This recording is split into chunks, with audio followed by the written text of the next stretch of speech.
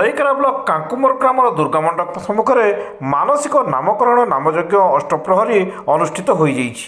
ନାମଯଜ୍ଞରେ ସୁନ୍ଦରଗଡ଼ ଜିଲ୍ଲା ବଲବସପୁର, ସମ୍ବଲପୁର ଜିଲ୍ଲା କୁରେବଗା, ପିଣ୍ଡାପଥର, ଝାରସୁଗୁଡ଼ା ଜିଲ୍ଲା ରେଙ୍ଗାଲବେଡ଼ା ଓ କାଙ୍କୁମର ଗ୍ରାମର ଉଭୟ ମହିଳା ଓ ପୁରୁଷ ସଂକୀର୍ତ୍ତନ ଦଳ ଯୋଗଦେଇ ସୁନ୍ଦର ଭାବରେ ନାମକୀର୍ତ୍ତନ କରିଥିଲେ।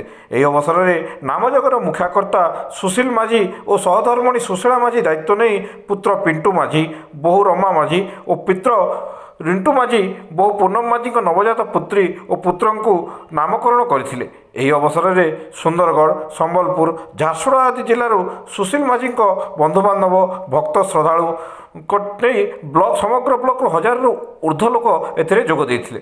ନାମଯଜ୍ଞର ପୂଜକ ଗଣେଶ ପାଣିଗ୍ରାହୀ ମଧୁପୁରରୁ ଯୋଗଦେଇ ସୁନ୍ଦର ଭାବରେ ପୂଜା ଅର୍ଚ୍ଚନା କରିଥିଲେ। ରୋଷେଇ ଓ ଜଳପାନ ପ୍ରସ୍ତୁତି ସହ ବଣ୍ଟନ ଦାୟିତ୍ୱ ସର୍ବଶ୍ରୀ ଭଦ ଗୌଡ଼, ମଦନ ମୋହନ ଧୁରୁଆ, ସୁରେଶ ଛତ୍ରିଆ, ଜୟକୁମାର ନାୟକ, ଗୁଣମଣି ପଟେଲ, ହରେଶ ନାୟକ, ସେନାପତି ପଟେଲ, ସନାତନ ନାୟକ, ରମେଶ ପଟେଲ, ବାବଲୁ ମୋରେଇ, ଦିଲ୍ଲୀପ ରଣା, ମାଖନୁ ପଟ୍ଟା, ଫକୀର ନାୟକ ପ୍ରମୁଖ ଦାୟିତ୍ୱ ନେଇଥିଲେ। ଗ୍ରାମର ମା ଲକ୍ଷ୍ମୀନାରାୟଣ ଏସ୍ଏଚ୍ଜି, ନର୍ମଦା ଏସ୍ଏଚ୍ଜି ଆଦି ଗ୍ରୁପର ମହିଳାମାନେ ସକ୍ରିୟ ଭାବରେ ଏହି କାର୍ଯ୍ୟକ୍ରମରେ ସାମିଲ ଥିଲେ। ଏହି ସମୟରେ ଲଇକେରା ସମିତି ଅଧ୍ୟକ୍ଷ ସଞ୍ଜିତ କୁମାର ନାୟକଙ୍କ ସହ ଗ୍ରାମ ପଞ୍ଚାୟତ ଜନପ୍ରତିନିଧି ଓ ଅଧିକାରୀ ସମୂହ କାର୍ଯ୍ୟକ୍ରମରେ ଯୋଗଦାନ କରିଥିଲେ।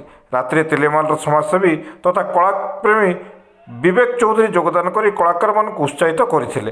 ନାମଯଜ୍ଞ ସମାପନ କରି ଗ୍ରାମ ନଗର ଭ୍ରମଣ, ଦଧିଭଞ୍ଜନ କରାଯାଇଥିଲା ଏବଂ ମହାପ୍ରସାଦ ଭୋଜନ ସହ ନାମ କୀର୍ତ୍ତନକୁ ସମାପନ କରାଯାଇଥିଲା।